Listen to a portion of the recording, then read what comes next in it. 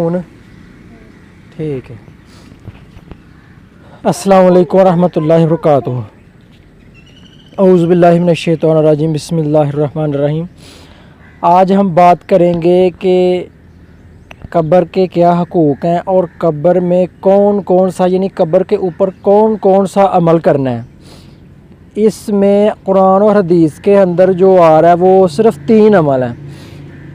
سب سے پہلے ٹہنی ہے، درخت کی ٹہنی ہے، اس کے بعد پانی ہے اور اینڈ پر دعا ہے۔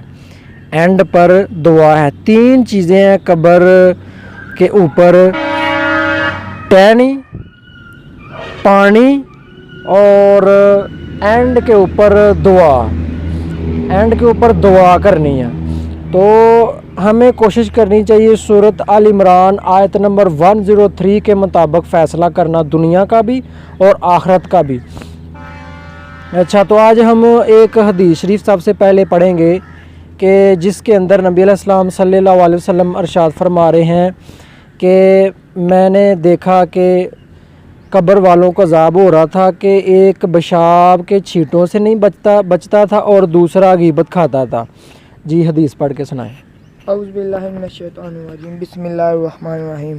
نبی کریم صلی اللہ علیہ وسلم کا گزر ایسی 2 قبروں پر ہوا جن میں عذاب ہو رہا تھا۔ آپ صلی اللہ علیہ وسلم نے فرمایا کہ ان کو عذاب کسی بہت بڑی بات پر نہیں ہو رہا، صرف یہ کہ ان میں ایک شخص پیشاب سے نہیں بچتا تھا اور دوسرا شخص چغل خوری کیا کرتا تھا۔ پھر آپ صلی اللہ علیہ وسلم نے کھجور کے ایک ہری ٹہنی لے کر اور اس کے 2 ٹکڑے کر کے دونوں قبر پر ایک ایک گاڑ دیا۔ لوگوں نے پوچھا کہ یا رسول اللہ، یہ کیا ہے، آپ نے ایسا کیوں کیا؟ آپ صلی اللہ علیہ وسلم نے فرمایا کہ شاید اس وقت تک کے لیے ان پر سے عذاب کچھ ہلکا ہو جائے جب تک یہ خشک نہ ہو۔ حدیث نمبر صحیح مسلم، حدیث نمبر 1361۔ حدیث نمبر 1361، ٹھیک ہے جی۔ دیکھیں کہ حدیث نمبر، کتاب کا کیا نام ہے؟ صحیح مسلم میں حدیث نمبر 1361 ہے۔ تو اس کے اندر نبی علیہ السلام نے بتایا کہ ایک چھینٹوں سے نہیں بچتا تھا پیشاب کے اور دوسرا غیبت کھاتا تھا۔ اس کے بعد جو پروسیس ہے نا قبر کا، وہ یہ ہے کہ ہم دفنانے کے بعد ٹہنی توڑ کر لگائیں گے۔ اس کے بعد ہم قبر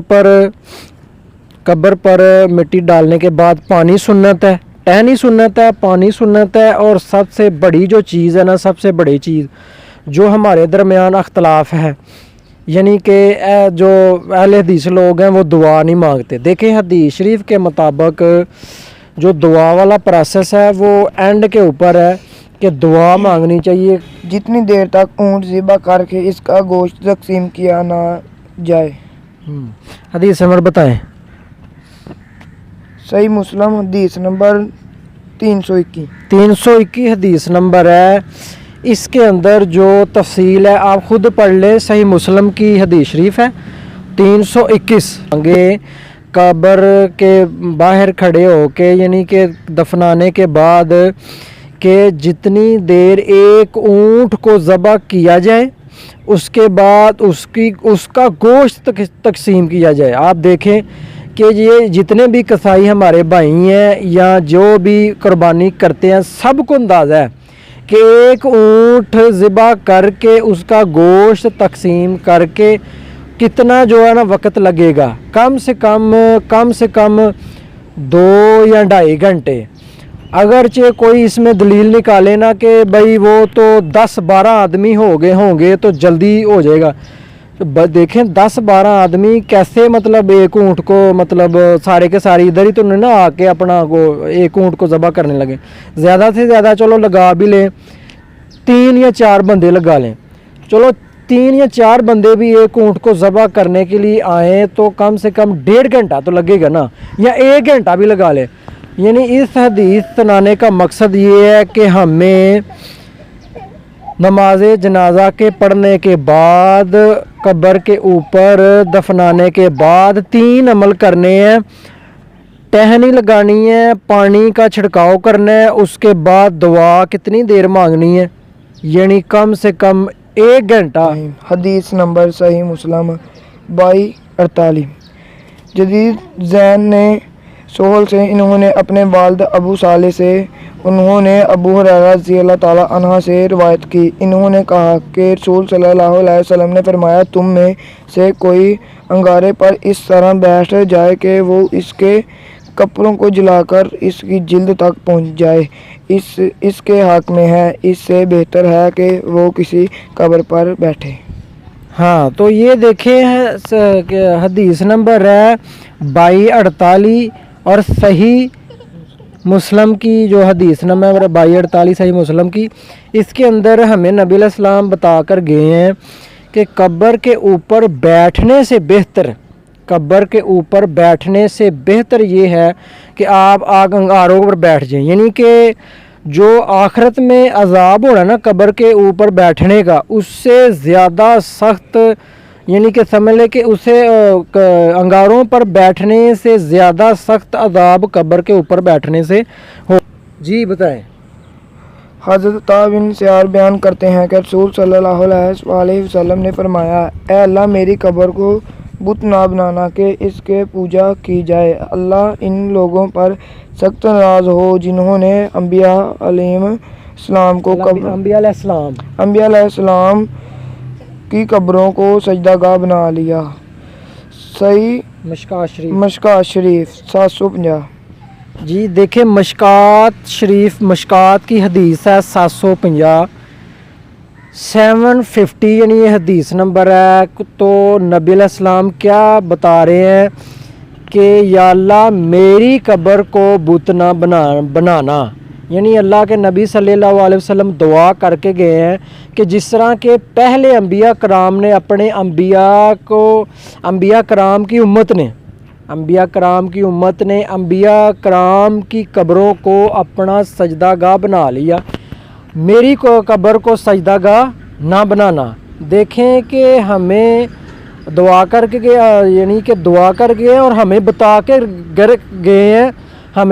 गए हैं कि मेरी कब्र को सजदागाह ना बनाना, जिस तरह के आज हम देख रहे हैं अपनी आँखों से। हज़रत उस्मान बयान करते हैं कि जब नबी पाक सल्लल्लाहु अलैहि वसल्लम मैयत को दफन करने से फ़ारिग होते तो इसके पास खड़े होकर फरमाते, अपने भाई के लिए मग़फ़िरत तलब करो, इसके लिए सवाल जवाब के मौका पर साबित कदमी की दरख्वास्त करो, क्योंकि अब इससे सवाल किया जाएगा। जी देखें कि मशकात की हदीस शरीफ है कि 133 नंबर है, हदीस नंबर 133 है। इसके अंदर नबी अलैहिस्सलाम इरशाद फरमा रहे हैं कि दफनाने के बाद अपने भाई के लिए दुआए खैर करो, ताकि मुनकर नकीर जब आएँ सवाल जवाब करें, उस सवाल जवाब में आसानी पैदा हो, यानी कि काफ़ी देर खड़े होना है, दुआ करना है। दुआ करेंगे तो जो है ना ज़्यादा से ज़्यादा दुआ करेंगे तो उस समझ लें कि उसके सवाल जवाब की आसानी होगी।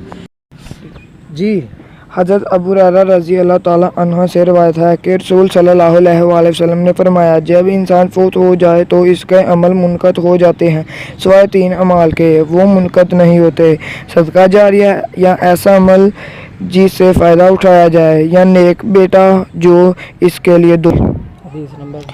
हदीस नंबर सही। जी हदीस नंबर है इसकी अपना मुस्लिम शरीफ की हदीस नंबर है 4223। औज़ु बिल्लाहि मिनश शैतानिर रजीम, बिस्मिल्लाहिर रहमानिर रहीम। सातों आसमान और ज़मीन और जो भी इनमें है इसी की तस्बीह कर रहे हैं। जी तो ये देखें बनी इसराइल की आयत है, आयत नंबर 44 यानी 44 के आसमान ज़मीन में जो कुछ भी है वो तस्बीह बयान कर रही है। ठीक है, तो देखें ये जो पौधे लगे हुए हैं ये भी तस्बीह बयान कर रहे हैं, और ये घास लगा हुआ है, ये वाला घास लगा, ये भी तस्बीह बयान कर रहे हैं, ये बूटी लगी हुई ये भी तस्बीह बयान कर रही है। और हमें चाहिए कि सूरत अल इमरान आयत नंबर 103 के मुताबिक फ़ैसला करें दुनिया और आखिरत का, और 3 काम करने हैं, पानी, टहनी और दुआ। कब्र के बाद जो दफनाने के बाद जो प्रोसेस है 3 काम है, पानी, टहनी और दुआ। तो उसके अलावा सूरत तहरीम आयत नंबर 6 के मुताबिक फ़ैसला करें, उसको पढ़ें, समझ कर पढ़ें, अपने आप को और अपने अहलो याल को बचाओ उस आग से जिसका ईंधन आदमी और पत्थर होंगे। सदक़ल्लाहुल अज़ीम।